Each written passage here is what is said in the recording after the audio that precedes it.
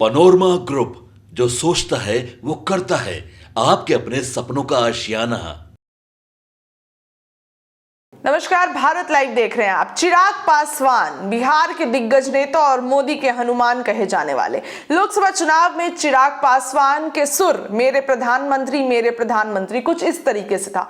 प्रधानमंत्री मोदी से जब भी वो मिलते थे एक अलग ही भाव दिखता था, एक अलग ही नजारा दिखता था। पीएम मोदी से वो गले मिलते थे और पीएम मोदी को हमेशा उन्होंने ये कहा है कि बिना कोई शर्त मैं प्रधानमंत्री नरेंद्र मोदी को तीसरी बार प्रधानमंत्री बनाऊंगा।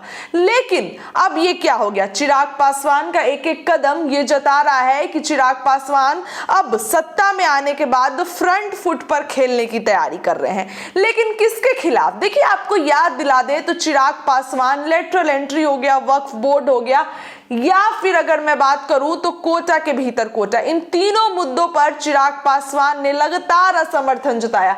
जितनी बार चिराग पासवान ने इन सबको लेकर बयान दिया, उतनी बार चिराग पासवान ने असमर्थन जताया।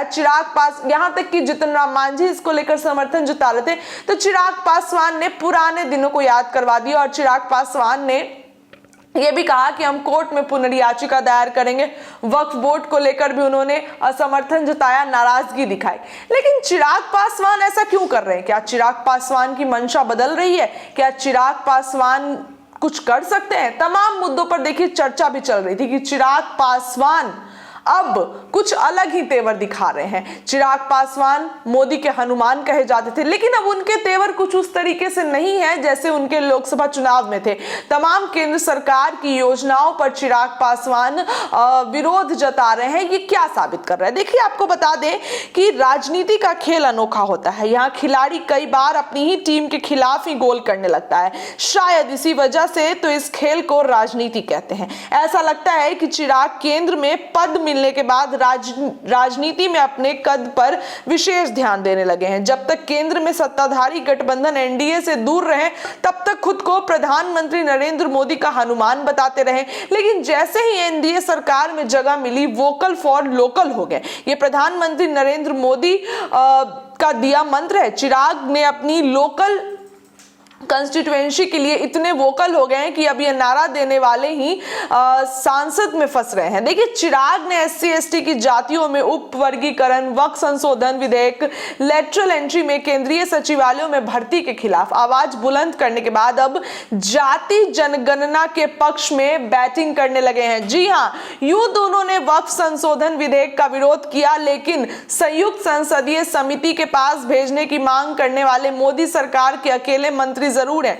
जिस तरह वक्फ विधेयक को जेपीसी में भेजने की मांग विपक्ष की थी, उसी तरह एससी एसटी में उप वर्गीकरण और लेटरल एंट्री से भर्ती का विरोध भी विपक्ष ही किया।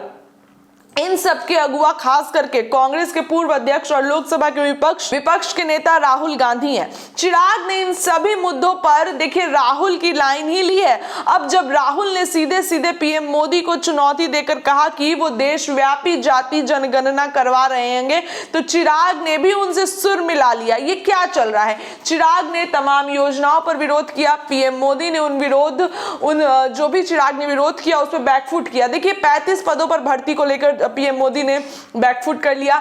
कोटा के भीतर कोटा पे भी प्रधानमंत्री नरेंद्र मोदी ने कहा कि ऐसा नहीं होगा। वक्फ बोर्ड को भी जो है जेपीसी को सौंप दिया गया। लेकिन एक बार फिर से चिराग पासवान राहुल गांधी से सुर मिलाते नजर आ रहे हैं। क्या चिराग पासवान तब तक ही मोदी के हनुमान थे जब तक वो एनडीए में शामिल नहीं थे?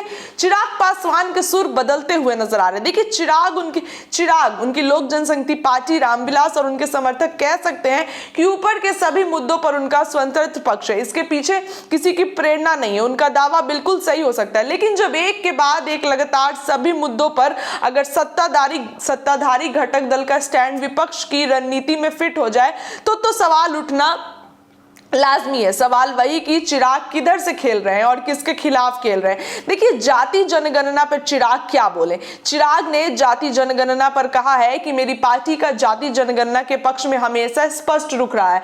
हम जाति जनगणना चाहते हैं क्योंकि कई बार केंद्र और राज्य दोनों सरकारें जाति को ध्यान में रखकर योजनाएं बनाती है। ये योजनाएं विभिन्न जातियों को मुख्य धारा में लेने के उद्देश्य से बनाई जाती है। उन्होंने आगे कहा कि ऐसी परिस्थितियों में सरकारों के पास हर एक जाति की आबादी के सटीक आंकड़े रहने चाहिए। कम से कम ये आंकड़े होने तो जरूरी चाहिए ताकि आबादी के अनुपात में फंड का आवंटन हो सके।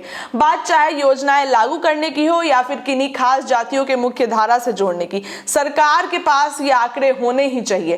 देखिए, खास बात यह है कि चिराग पासवान ने रांची में ये बातें राहुल गांधी के प्रयागराज में जाति जनगणना पर दिए बयान से ठीक अगले दिन दिया। ऊपर जिन मुद्दों का जिक्र किया गया है उन पर भी चिराग पासवान के रुख सामने आने का पैटर्न भी इस तरह है। पहले विपक्ष ने मुद्दा उठाया, फिर चिराग की तरफ से समर्थन आया। सवाल है कि चिराग पासवान के पास अगर सरकार के लिए डूज एंड डोंट्स की कोई लिस्ट है तो वो भी कैबिनेट के सदस्य हैं, उन्हें अपनी लिस्ट सरकार को सौंप देनी चाहिए। क्या सरकार जो फैसले लेती है उस पर कैबिनेट में चर्चा नहीं होती है?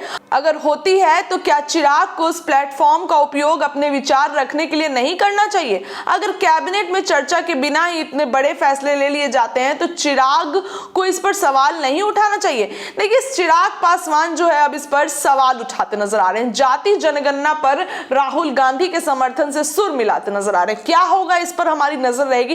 फिलहाल इस खबर में इतना ही। जुड़े रहिए अपने चैनल के साथ। बहुत बहुत धन्यवाद। पनोरमा ग्रुप, जो सोचता है वो करता है। अगर ये वीडियो पसंद आई और वह बिहार के राजनीति और बिहारियत से सरोकार रखेनी तो सब्सक्राइब बटन दबा के चैनल के सब्सक्राइब कर ली। ओजे एगो घंटी बा, ओकरा बटन दबा देला से कुल सटीक और मारक खबर रुआ मुफ्त में मिल जाई। अगर रुआ पत्रकारिता के हमनी के नया प्रयोग में सहयोग कर चाहतानी तो ज्वाइन बटन दबा दी। पेटीएम नंबर नोट कर ली 9386816700। धन्यवाद।